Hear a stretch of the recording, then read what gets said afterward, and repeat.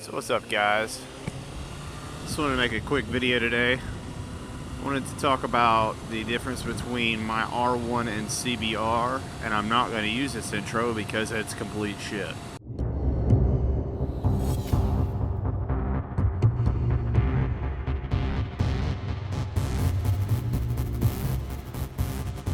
Hey, what's up, guys? Okay, so today, as you can tell by the title, I wanted to make a video on the differences between my CBR and my R1.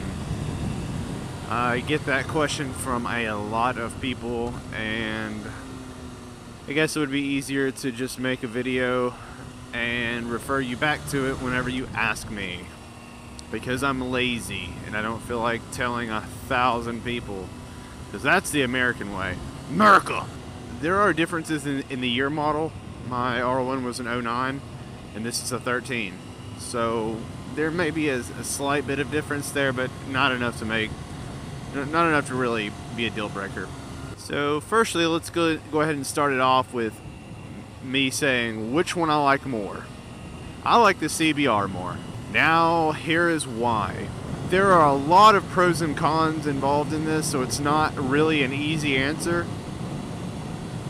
But overall, I do like the CBR more. The R1 was an amazing bike, and it is unique because I love the crossplane. You can't beat that. That is amazing. It sounds amazing. It feels different. The R1 is also a tank. It is heavy, but the thing about it is even though it's a heavy bike, I'm gonna make a U-turn, I think.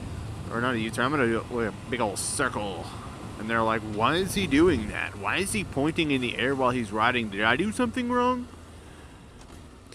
Anyway, so although the R1 is heavy, it's not a deal breaker again. Like, it's just not so much that you're like, man, I can't even drive this bike. It's just heavier. It's just, I think it's like 17 pounds heavier, if I recall correctly. I want to say the CBR's wet weight was 439, and the R1's wet weight was 454 or 456, and I can't remember which one it was.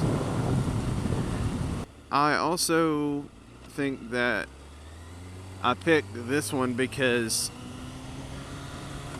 the R1 was an awesome bike. It really was. But I decided to choose the CBR because I wanted to do something different than Yamaha, because I had already had two Yamahas in a row, so I wanted to see what else was out there. And I am pleasantly surprised. I'm impressed. I really like this bike. It's narrow. It feels like it's a smaller bike. And also, I'm a smaller guy, so like, I'm not tiny, but I'm skinny, and I'm not the tallest guy ever. So whenever people would see me on the R1, they're like, man, that bike doesn't even fit you. But this bike fits me more as far as appearance-wise. I mean, riding-wise, it didn't really make much of a difference. Okay, comfortability. The R1 was probably a little more comfortable. The seat was a little wider.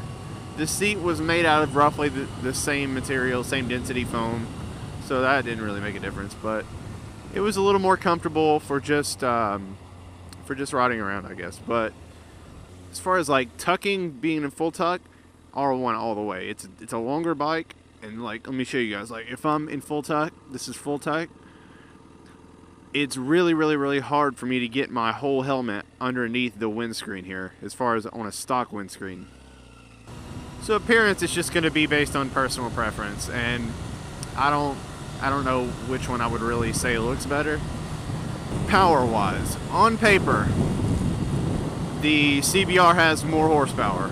I want to say the horsepower ratings are, I want to say the R1 is 146, and the CBR is 174, or maybe 175. I'm not sure. It's close to that.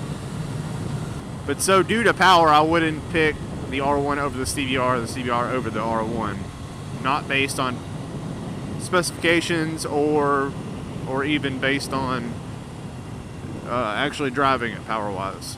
Also, I mean, they're both fast, so what do you expect? I mean, I'm not trying to improve my lap time going to the grocery store anyways.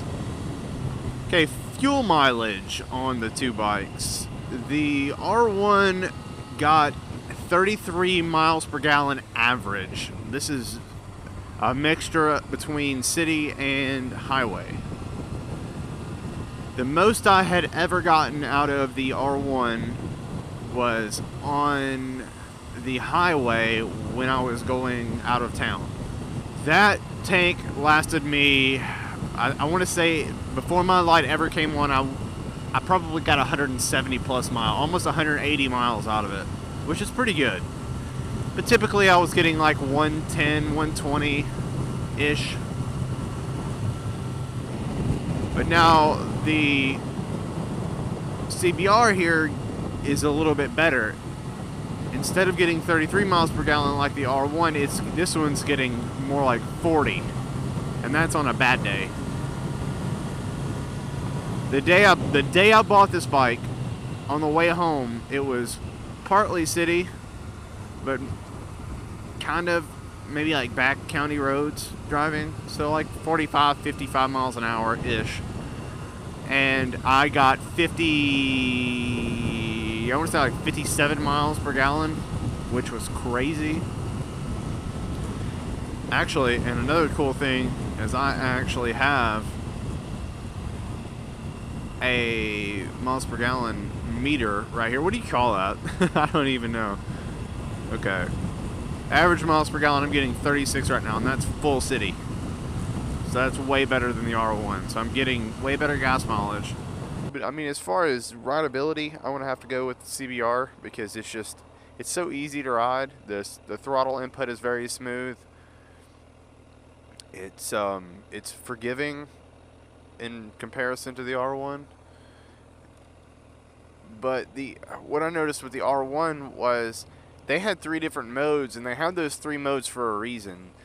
Those 3 modes, though, are, number 1, you got A, B, and STD, which could either mean standard or sexually transmitted disease, and I really hope it's standard. But A mode, you get 100% power. It's very, very aggressive, quick throttle response. The B mode is known as rain mode, or a lot of people have dubbed it that, and I want to say it's like 60% power or something. The sexually transmitted disease, or STD, or standard mode will give you, I think it's 80% power, like I said, but it's nice. It's like what you should drive around town in. That's what I usually used it for. The different power modes help, because if it were in A mode all the time, I bet they would have a lot more people crash their bikes. I mean, the CBR doesn't have any power modes, but like I said, it doesn't need it. It doesn't have to have all that fancy crap where you're needing to switch between modes depending on if there's rain or not. It's just smooth either way. But anyways, long story short, I know I'm babbling about it, but I hope this has helped you guys decide which one's better and kind of give you an idea of where my head's at and why I like one more than the other. So what I'm going to do right now is just put a chart up on the screen showing you pros versus cons on each bike and give you a nice little overview. Kind of a reminder of, what I've talked about so far. But like I said, I hope this has helped you guys. If you have any other specific questions about the two, I would be more than happy to answer that. And with that being said, I'm going to go ahead and enjoy our beautiful day here. Alright guys, take it easy. Thanks for watching.